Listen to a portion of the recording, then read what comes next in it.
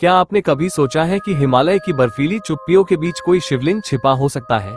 एक ऐसा शिवलिंग जो सिर्फ पूजा नहीं, बलिदान मांगता है।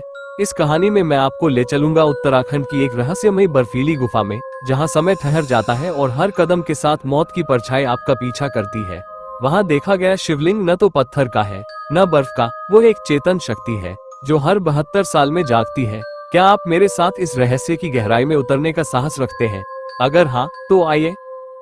कहीं अनकही बातें, हिंदी हॉरर स्टोरी। जब मैंने वो डायरी पढ़ी, अगले ही दिन एक अजीब बात हुई। मेरे फोन पर एक अनजान नंबर से कॉल आया। आवाज ठंडी, कपकपाती हुई। अगर साहस है तो उत्तराखंड की उस बर्फीली घाटी में जाओ जहां सूरज भी डूब जाता है। कौन था वो? कैसे जानता था डायरी के बारे में? मेरी रीढ़ की हड्डी में ठंड सी दौड़ गई, लेकिन जिज्ञासा ने डर को कुचल दिया। मैं निकल पड़ा। मौसम विभाग ने चेतावनी दी थी, सफर करना जानलेवा हो सकता है। लेकिन मैं रुका नहीं।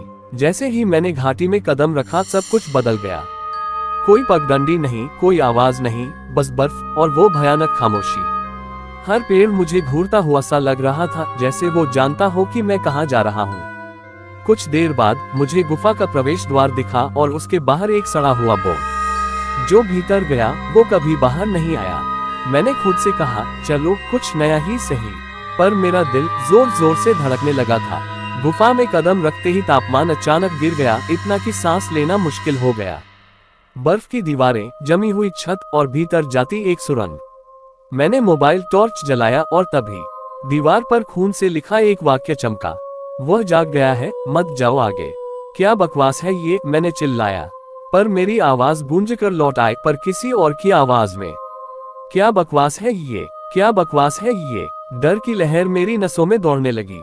आखिरकार मैं उस कक्ष में पहुंचा और मेरी आंखें फटी की फटी रह गईं। एक विशाल बर्फीला शिवलिंग चमकता हुआ, जीवित सा। पर जैसे ही मैंने एक कदम बढ़ाया, गुफा कांपने लगी। धड़ाम धड़ाम धड़ाम, बर्फ की छत से लाल बूंदें टपकने लगी। खून चारों तरफ से भयानक रुद्र मंत्र गूंजने लगे, पर आवाजें उल्टी दिशा में पढ़ी जा रही थी। ओम नमः शिवाय की जगह याविश मन ओ। मैंने घबराकर पीछे हटना चाहा, लेकिन रास्ता गायब था। कृपया मेरी मदद करो, एक स्त्री की कांपती आवाज गूंज उठी। मैंने पलटकर देखा, एक युवती बर्फ में आधी दबी हुई, हाथ जोड़कर खड़ी थी। मैं सिया हूँ, इस गुफा की रक्षक। तुमने नियम तोड़ा है। का क्या मतलब? मैंने पूछा। हर 72 साल में एक इंसान यहाँ बलि का पात्र बनता है, और आज वो तुम हो। मेरे हाथ पांव सुन्न पड़ गए। सिया की आंखें अचानक लाल हो गईं। उसके बाल हवा में उड़ने लगे और शरीर से धुआं निकलने लगा। तू शिव का अपमान करके यहाँ आया है, अब तू नहीं बचेगा। मैं माफी चाहता हूँ, मैंने चिल्लाया। माफी? यहाँ माफिया नहीं, सिर्फ बलि चढ़ती है, वो चीखी। और तभी शिवलिंग से एक प्रकाश निकला। प्रकाश मेरी ओर आया और मेरी आंखों के सामने पूरा जीवन घूम गया। मेरी गलतियां, घमंड, अपमान, पाप, सब कुछ। अगर तुझमें सच्चा पश्चाताप है तो बच सकता है। मैंने जोर जोर से रोना शुरू कर दिया। हे भोलेनाथ, मैंने अपमान किया, मुझे क्षमा करे। गुफा में अचानक शांति छा गई। सिया गायब हो गई, शिवलिंग फिर से शांत हो गया और मेरी आंखें बंद होने लगी। जब मेरी आंख खुली, मैं अस्पताल में था। डॉक्टर बोले, आप एक बर्फीली दरार में बेसुध मिले थे, 3 दिन से कोमा में थे। 3 दिन? मैंने चौंक कर पूछा। लेकिन जब मैंने जेब में हाथ डाला, वहां वही डायरी थी और एक नया पन्ना जुड़ा हुआ था। Greater than. जो बचा वो अब सच्चा भक्त है, पर अगला कब लौटेगा ये सिर्फ शिव जानते हैं। अस्पताल से लौटने के कुछ हफ्तों बाद जिंदगी धीरे धीरे सामान्य हो रही थी, या कम से कम मुझे ऐसा लग रहा था। पर रातों को मैं बार बार एक ही सपना देखता, वही गुफा, वही शिवलिंग और वही आवाज, वापस आओ। अब अधूरा रह गया है। शुरुआत में लगा शायद पीटीएसडी है, दिमाग खेल कर रहा है। पर फिर अजीब घटनाएं होने लगी।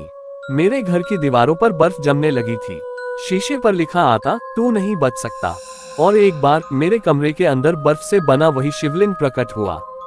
नहीं, मैंने चीखकर माँ को बुलाया, पर जब तक वो आई सब गायब था। मैंने खुद को कमरे में बंद कर लिया। खाना बंद, नींद गायब। बस एक ही सवाल, क्या वो गुफा मुझे वापस बुला रही है? डायरी फिर से अपने आप खुल गई। इस बार उसमें लिखा था, ग्रेटर देन। तू बचा नहीं, बस समय को धोखा दे दिया। अगली पूर्णिमा सब फिर से शुरू होगा। घबराकर मैं हरिद्वार गया ताकि किसी तपस्वी से समाधान मिल सके। वहां एक नागा साधु मिले जिनकी आंखें सीधे आत्मा को चीर जाती थीं। उन्होंने मुझे देखा और कहा, तू वहां गया था ना? तूने कुछ लिया है वहां से? नहीं बाबा, मैं तो खाली हाथ लौटा। झूठ, उन्होंने दहाड़ा। वो शिवलिंग सिर्फ दर्शन के लिए है, पर तूने वहां की आत्मा को जगा दिया। अब कोई और बलि चढ़े बिना ये शांति नहीं मिलेगी। तो क्या करूं बाबा? मैंने हाथ जोड़कर पूछा।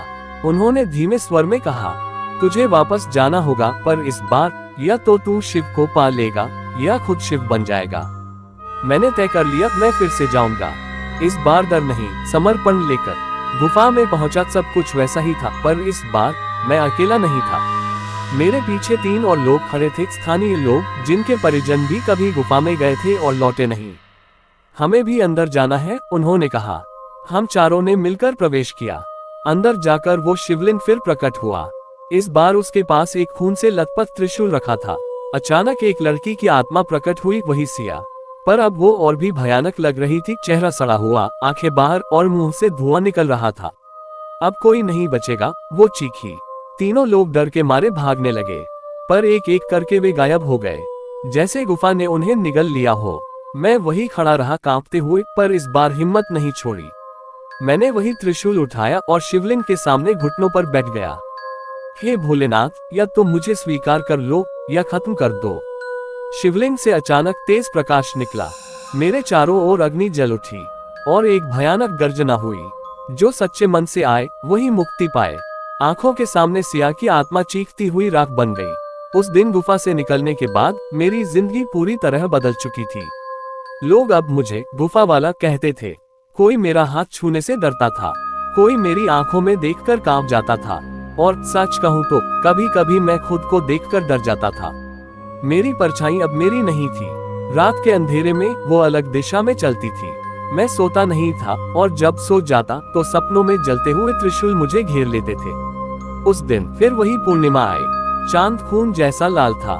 हवा में अजीब सी गंध भर गई थी, जैसे लोबान और लाशों का मिला जुला धुआं। और तभी मेरे घर की दीवारें फटने लगीं। दीवार के भीतर से सिया की चीख सुनाई दी, तू नहीं बचा, तू सिर्फ चुना गया है। मैंने जोर से दरवाजा खोला और बाहर भागा, पर बाहर की सड़कें अब बर्फ से ढकी थी। अगस्त का महीना था, पर पूरी कॉलोनी में बर्फ। कैसे संभव था? मेरे पास रखा हुआ वो त्रिशूल जो मैंने गुफा से लाया था, वो अब जलने लगा था। हाथ लगाते ही मेरी हथेली जल गई, पर उसमें एक आकृति उभर आई, ओम त्र्यंबकम। और उसी समय मुझे फिर वही आवाज सुनाई दी, अगर तू बचना चाहता है तो उस गुफा में वापस लौट।